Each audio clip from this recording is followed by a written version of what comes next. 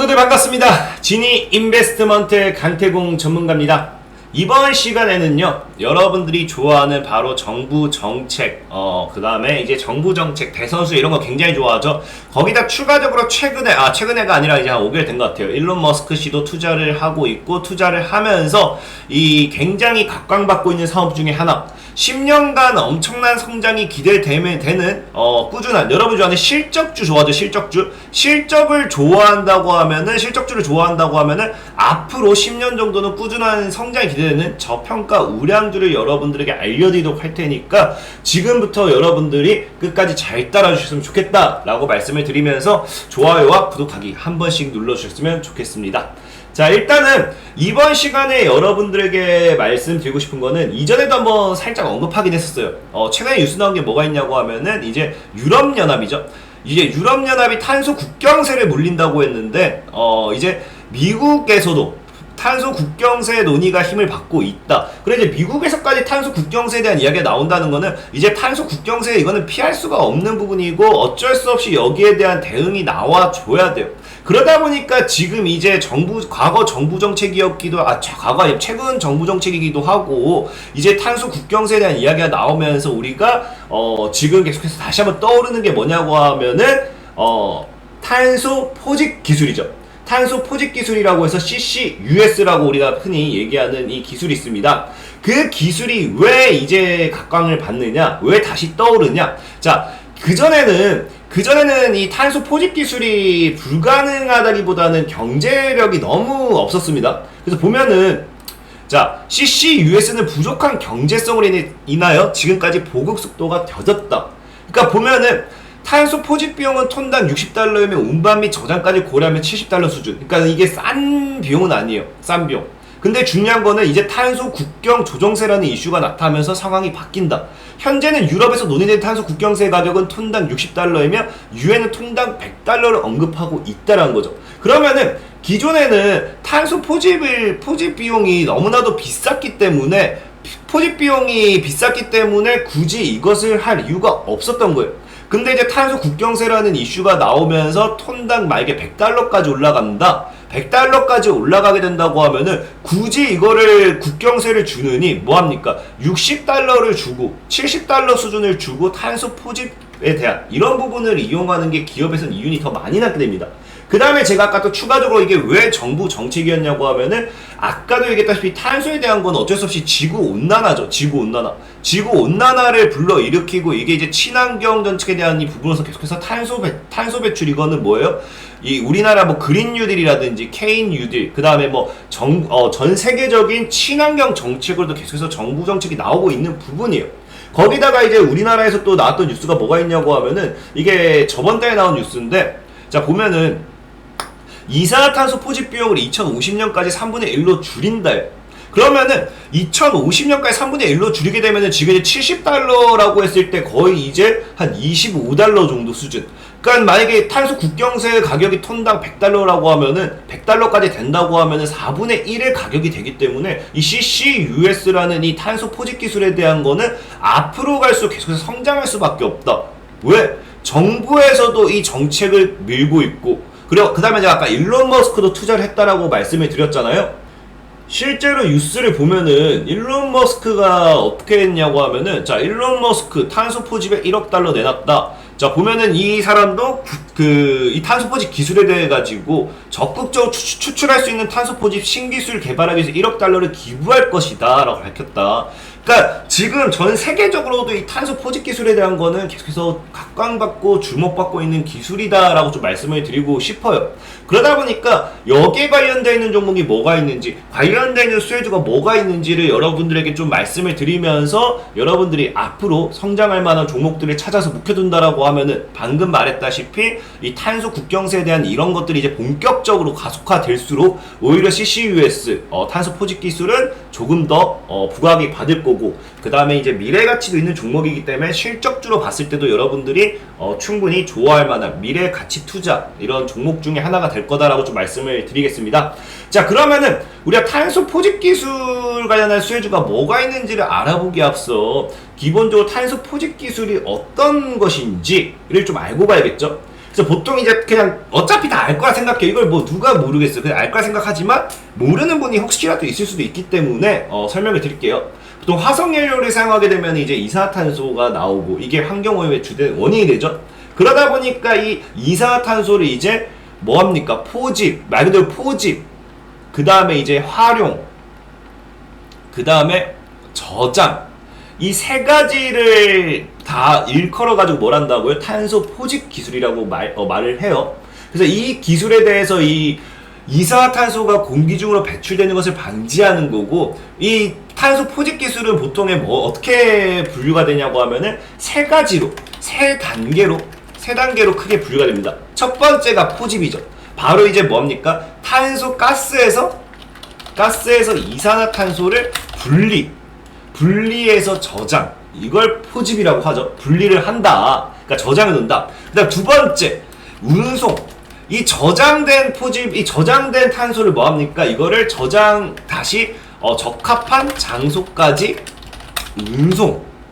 그 다음에 이 세 번째는 사실 이건 두 번째는 없을 수도 있어요. 왜? 이걸 사용하거나 어떻게 한다? 사용 또는 저장하는 거.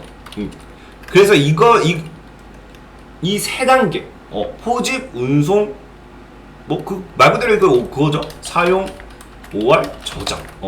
그러니까 이거 포집 모아둔 것을 이제 분리해서 모아둔 것을 적합한 장소까지 운송하고 그걸 사용하거나 저장하거나.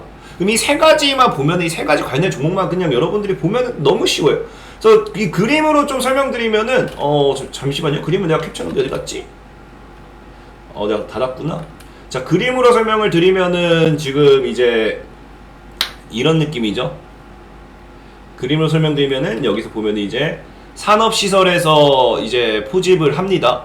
그래서 여기서 보통 이제 선박을 통해서 액화가스로 이제 해가지고 운송을 하고, 그 다음에 여기 암석층에다 갖다가 뭐합니까? 때려 박아요. 여기다가 이제 저장을 하거나, 아니면 여기서 포집을 해가지고 바로 새로운 이 다른 것으로 바꿔가지고 다른 물질로 재활용해서 사용하거나. 그래서 이제 이 세 단계로 분류가 된다. 그럼 이 과연 포집, 운송, 사용에는 어떠한 기업들이 있고 어떠한 종목들이 있는가? 사실 굉장히 종목은 많아요. 우리가 한국전력이라든지 클라우드웨어라든지 등등등, 롯데케미칼, 등등등 큰 종목들도 많은데, 그 외에 그것 좀 제외하고 여기 포집과 운송과 사용에 딱 적합하게 포함되는 그런 기업들만 좀 알려드릴게요.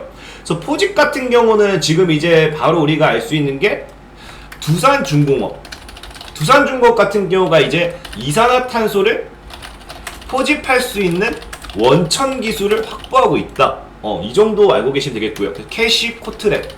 KC코트랩 같은 경우는 역시나 이산화탄소를 포집할 수 있는 기술 보유. 그러니까 말 그대로 그냥 포집, 분리해가지고 저장을 해줄 수 있는 기술 보유한 부분에 의해서 포집 단계에서는 두산중공업과 KC코트랩, 이 두 가지 종목을 여러분들이 체크해 두시면 좋겠고요.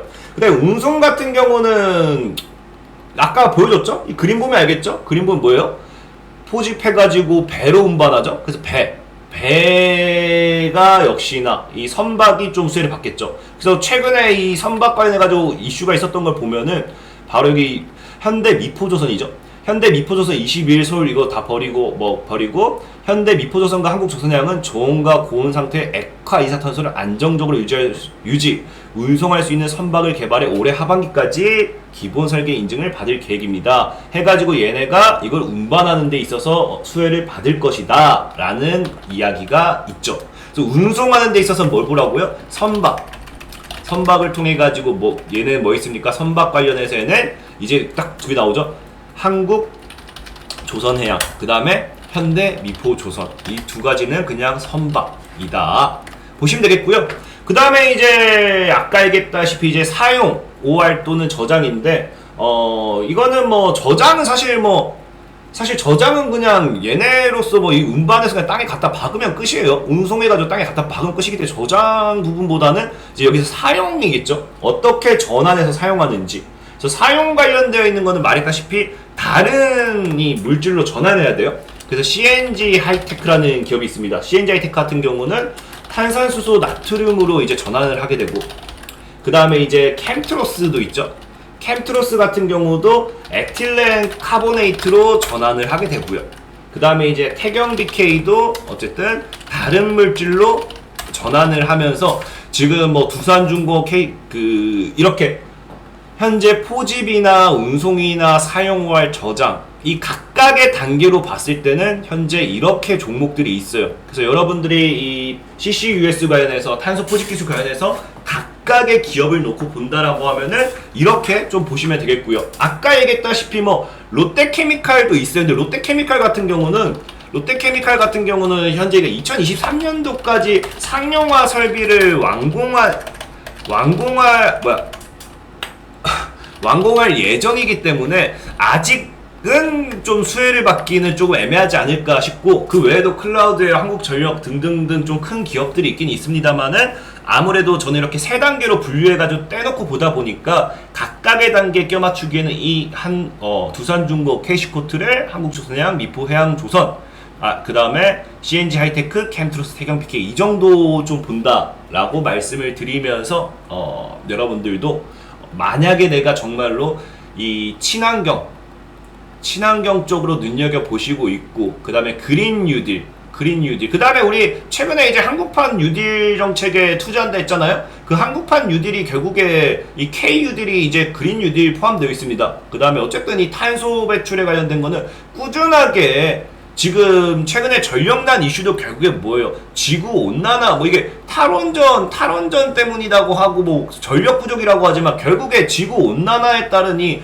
뭐예요? 너무나 폭염이 지속되고 온도가 너무 올라가니까 결국에 이 에어컨 가동에 따른 전력 부족 공급 현상이 따라오는 게 아닌가 싶어요. 그러다 보니까 친환경 이거는 앞으로 가면 갈수록 계속 나올 얘기고, 이것도 미래 가치를 봤을 때 친환경에 대한 이야기도 계속 나오고 정부 정책도 계속 나올 거라고 보고 있습니다. 그렇기 때문에 여기에 대한 투자도 여러분들이 조금 더 공부해 보시고 한다고 하면은 도움이 되실 거다라고 말씀을 드리면서 오늘의 방송을 마무리하도록 할게요. 자, 지금까지 지니 인베스트먼트의 강태우 전문가였고요. 여러분들의 좋아요와 구독하기는 늘 많은 힘이 된다라고 말씀을 드리면서 오늘은 방송을 종료하도록 하겠습니다. 모두들 안녕.